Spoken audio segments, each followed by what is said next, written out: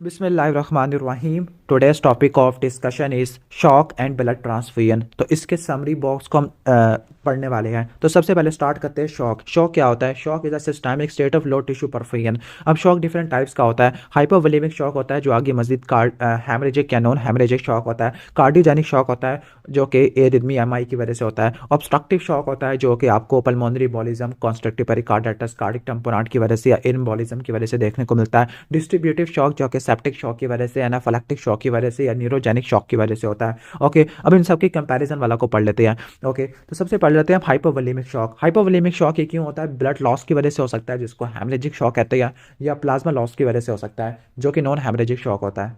Okay, अब जो plasma loss है उसकी एग्जांपल में बर्न्स आ सकती है, आपकी डिहाइड्रेशन आ जाती है, वॉमिटिंग, डायरिया आ जाती है। तो हाइपोवोलेमिक शॉक में क्या होता है? कार्डिक आउटपुट कम हो जाती है, इसके नतीजे में सिंपैथेटिक स्टिमुलेशन चलती है तो वो वास्कुलर रेजिस्टेंस को बढ़ा देती है, वेजो कंस्ट्रक्शन कराती है।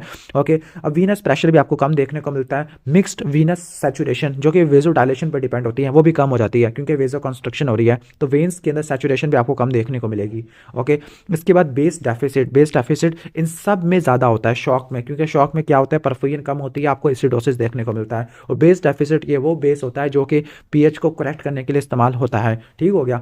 तो बेस डेफिसिट क्या इंडिकेट करता है? एसिडोसिस को। कार्डियोजेनिक शॉक में वन सेकेंड क्या होगा? कार्डिक आउटपुट कम देखने को मिलेगी। ओके, ठीक हो गया। अच्छा, वीनस प्रेशर कौन सा प्रेशर होता है? जेवीपी का प्रेशर आपको देखने को मिलता होता है। ठीक है, जो यानी जो आप जेवीपी का प्रेशर या सेंट्रल वीनस प्रेशर आप कह सकते हो।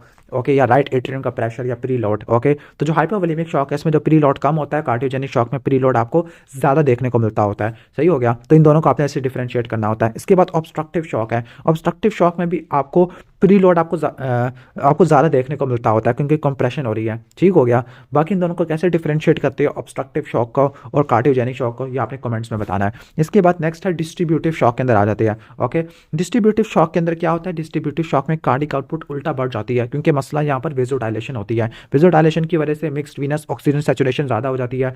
ओके, ठीक है। बाकी इसमें क्या होगा? बाकी इसमें कार्डिक आउटपुट बढ़ जाती है और प्री लोड भी इसमें कम होता है। तो उम्मीद है कि आपको मैंने सारे शॉक समझा पाया हूँ। ओके, अब शॉक के अंदर कौन कौन से पैरामीटर्स को देखना होता है। अब एक बात रट्टा मार लेना, इसका मिमोनिक होता है LUC-BPR, luck BPR. Lactic acidosis होता है या लैक्टिक एसिड होता है। यू से यूरिन आउटपुट होता है। C से आपका कॉन्शियसनेस लेवल होता है। B से ब्लड प्रेशर, P से पल्स रेट और आपका रेस्पिरेटरी रेट होता है। और जो शॉक होता है उसको दो में डिवाइड करते हैं, कंपनसेटेड और डीकंपनसेटेड शॉक होता है। जो कंपनसेटेड शॉक होता है, सॉरी, जो डीकंपनसेटेड शॉक होता है उसको माइल्ड, मॉडरेट और सीवियर में डिवाइड करते होते हैं।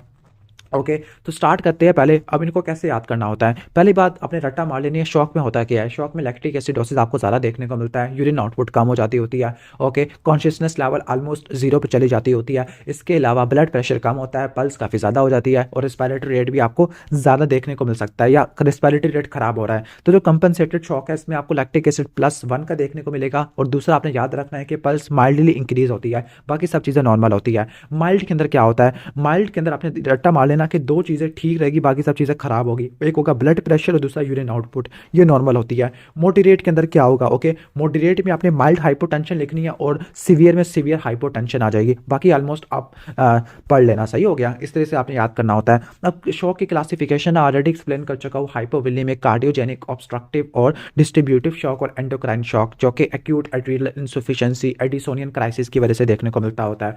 ओके, अब शॉक की वजह से आपको ऑर्गन्स पे क्या इफेक्ट देखने को मिलेगा? ओके, अब शॉक की वजह से क्या होता है? शॉक की वजह से आपको हाइपोक्सिया देखने को मिलता होता है जिसकी वजह से न्यूट्रोफिल, साइटोकाइंस वगैरह प्रोड्यूस होते हैं, वो लंग्स को डैमेज कर सकते हैं। तो लंग्स में क्या होगा? एक्यूट रेस्पिरेटरी डिस्ट्रेस सिंड्रोम हो सकता है। किडनीज के अंदर आपको एक्यूट रेनल फेलियर देखने को मिलेगा। क्लॉटिंग सिस्टम में कोआगुलोपैथी देखने को मिल सकता है और हार्ट के अंदर कार्डियोवास्कुलर फेलियर देखने को मिल सकता होता है। अब शॉक के पेशेंट में आपने किन किन चीज़ों से मॉनिटर करना होता है? सबसे इंपॉर्टेंट जो मॉनिटरिंग होती है वो ब्लड प्रेशर आपने रट्टा मार लेना, पल्स आपने रट्टा मार लेना है। ठीक हो गया? और पल्स के लिए और बाकी सैचुरेशन को देखने के लिए पल्स ऑक्सीमेट्री, तो आप ECG रखोगे पल्स को देखने के लिए। ब्लड प्रेशर कराओगे, इन्वेसिव ब्लड प्रेशर भी कर सकते हैं। इसके अलावा पल्स ऑक्सीमेट्री ऑक्सीजन सैचुरेशन को देखने के लिए और यूरिन आउटपुट, ये सबसे इंपॉर्टेंट होती है। ये मिनिमम आपको शॉक वाले पेशेंट में चाहिए होती है। बाकी एडिशनल जो मोडालिटीज़ होती है शॉक वाले पेशेंट में, CVP हम देखते होते हैं ताकि प्री लोड को देखा जा सके कितना आपने फ्लूइड देना होता है। इन्वेसिव ब्लड प्रेशर जो कि आर्टरी लाइन में होता है। कार्डिक आउटपुट हम दे सकते हैं और बेस डेफिसिट देख सकते हैं, लैक्टिक एसिड आप देख सकते होते हैं। ओके, ठीक हो गया। उम्मीद है कि आपको अच्छे से समझ आ गया होगा। अब मॉनिटर्स फॉर ऑर्गन या सिस्टम परफेक्शन, ओके सही हो गया। किडनीज की जो परफेक्शन की देखने के लिए हम क्या करते होते हैं, हम यूरिन आउटपुट देखते हैं। ब्रेन के लिए आप कॉन्शियसनेस लेवल करते हैं और इन्हीं को हम ऑलरेडी एक्सप्लेन कर चुके हैं। अच्छा, सिस्टमिक परफेक्शन को देखने के लिए आप लैक्टिक एसिड के लेवल्स को देखते हैं और कितना बेस कम हुआ है, बेस डेफिसिट देखते होते हैं। और तीसरा आप मिक्स्ड वीनस ऑक्सीजन आप देखते होते हैं। ओके, BML से भी रट्टा मार सकते हैं। अब मसल को देखने के लिए आप स्पेक्ट्रोस्कोपी करते हैं, नियर इंफ्रारेड स्पेक्ट्रोस्कोपी के ब्लड फ्लो कम तो नहीं है, या टिश्यू ऑक्सीजन इलेक्ट्रोड इस्तेमाल करते हैं। गट को देखने के लिए आप क्या करते हैं, गट की पीएच को देखते हैं और कैप्नोमेट्री करते हैं, सबलिंगुअल कैप्नोमेट्री या लेजर डोपलर फ्लोमेट्री करते हैं। किडनीज के लिए कोई इन्वेस्टिगेशन नहीं होती। किडनीज के लिए आपका क्लिनिकली हम यूरिन आउटपुट को देखते हैं। ब्रेन के लिए भी हम मेनली कॉन्शियसनेस लेवल या सेम जो स्केलेटल मसल वाला था, नियर इंफ्रारेड स्पेक्ट्रोस्कोपी या टिश्यू ऑक्सीजन इलेक्ट्रोड, इनको देखते होते हैं। ओके, उम्मीद है कि आपको अच्छे से समझ आ गया होगा मैंने क्या एक्सप्लेन किया है। ओके, इसके बाद हम आ जाते हैं damage control surgery. Damage control surgery से पहले डैमेज कंट्रोल रिससिटेशन के बारे में भी पढ़ना होता है कि जो हम लीथल ट्रायड ऑफ डेथ होता है उसको प्रिवेंट करने के लिए करते होते हैं। अब लीथल ट्रायड के अंदर कोआगुलोपैथी, एसिडोसिस आपको और आपको हाइपर कोआगुलेबिलिटी आपको कोआगुलोपैथी, एसिडोसिस और हाइपोथर्मिया देखने को मिलता है। ओके, तो इसमें करते क्या है, इसमें आप हैमरेज को रोकते हैं, सेप्सिस को रोकते हैं, protect from other further injury और नथिंग एल्स। तो ये चार चीजें होती है, ACP से रट्टा मार सकते हो, अरेस्ट हैमरेज, कंट्रोल सेप्सिस और प्रोटेक्ट फ्रॉम फर्दर इंजरी। अब लास्ट चीज है वो है perioperative. Okay, perioperative RBC transfusion criteria. Okay, यानी अगर HB आपका 6 से कम है, 7 से कम होता है तो ट्रांसफ्यूजन देने का फायदा होता है। अगर 6 to 8 है, ओके, और पेशेंट में ब्लीडिंग या कोई इंपेंडिंग सर्जरी नहीं है तो ट्रांसफ्यूजन का कोई फायदा नहीं है। अगर कोई ब्लीडिंग है या सर्जरी होनी है तब ट्रांसफ्यूजन का फायदा होगा। और अगर 8 से ज्यादा है तो ट्रांसफ्यूजन की कोई इंडिकेशन नहीं होती। ओके, सही हो गया। In the absence of risk factor, clear. तो हमने शॉक वाले चैप्टर में ये सब कुछ पढ़ा है। उम्मीद है कि आपको से समझ आ गया होगा। रिवाइज कर लेते हैं। शॉक एंड ब्लड ट्रांसफ्यूजन के अंदर हमने सबसे पहले पढ़ा कि शॉक की 4 टाइप्स होती है। हाइपोवोलेमिक होगा जिसको हेमरेजिक या नॉन हेमरेजिक शॉक में डिवाइड करते हैं।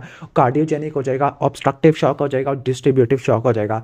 आगे ठीक हो गया। बाकी शॉक के अंदर हम क्या क्या पैरामीटर्स को देखते हैं, हम शॉक को 2 में डिवाइड करते हैं, कंपनसेटेड और डिकम्पनसेटेड शॉक के अंदर on the basis of severity of the shock है। बाकी हम इसके बाद हम ये पढ़ लेते हैं कि LUC, BPR, lactic acidosis, urine output और इसके अलावा आप कार्डिक कॉन्शियसनेस लेवल देखते होते हैं। यूरिन आउटपुट किडनी के लिए, कॉन्शियसनेस लेवल आप होता है ब्रेन के लिए होता है। बाकी ब्रेन और मसल के लिए नियर इंफ्रारेड स्पेक्ट्रोस्कोपी और टिश्यू ऑक्सीजन इलेक्ट्रोड भी होती है। बाकी ब्लड प्रेशर, पल्स और हार्ट रेट था। ओके, और ऑर्गन फेल्योर पे देखा कि लंग्स में ARDS हो सकता है, किडनी में एक्यूट रीनल फेल्योर हो सकता होता है, क्लियर। क्लॉटिंग सिस्टम है, कोआगुलोपैथी है और हार्ट के अंदर कार्डियोवास्कुलर फेलियर है। शॉक के पेशेंट में आपने मिनिमम क्या चीज़ें चाहिए होती है, आपको ECG चाहिए होती है, पल्स ऑक्सीमीट्री चाहिए होती है, ओके, यूरिन आउटपुट और ब्लड प्रेशर चाहिए होता है। जो एडिशनल होता है वो सेंट्रल वीनस प्रेशर था, यूरिन आउटपुट था तो हो गया था, कार्डिक आउटपुट था, इन्वेसिव ब्लड प्रेशर था और बेस डेफिसिट या सीरम लैक्टेट लेवल था। डैमेज कंट्रोल सर्जरी के अंदर आप ACP था, अरेस्ट हेमरेज था, कंट्रोल सेप्सिस था और प्रोटेक्ट फ्रॉम फर्दर इंजरी था और नथिंग एल्स था। फिर हमने पढ़ा कि हीमोग्लोबिन के हिसाब से क्या इंडिकेशन होती है ट्रांसफ्यूजन की। तो अगर 6 से कम हो तो ट्रांसफ्यूजन का फायदा होता है, 6 से लेकर 8 हो और सर्जरी ना हो या फिर कोई सर्जरी या ब्लीडिंग ना हो तो ट्रांसफ्यूजन का फायदा नहीं होता। और अगर 8 से ज़्यादा हो तो ट्रांसफ्यूजन की इंडिकेशन नहीं होती। सिस्टमिक परफ्यूजन को देखने के लिए बेस डेफिसिट, लैक्टिक एसिड के लेवल और मिक्स्ड वीनस ऑक्सीजन सैचुरेशन देखते हैं। मसल और ब्रेन के लिए आप इंफ्रारेड स्पेक्ट्रोस्कोपी और टिश्यू ऑक्सीजन इलेक्ट्रोड है। गट के लिए हम सबलिंगुअल कैप्नोमेट्री, गट म्यूकोजल पीएच या लेजर डॉपलर स्टडीज करते होते हैं और बाकी सब हो जाएगा। अगर आपको वीडियो अच्छी लगी है तो वीडियो को लाइक कर देना, चैनल पर नहीं हो तो सब्सक्राइब कर देना।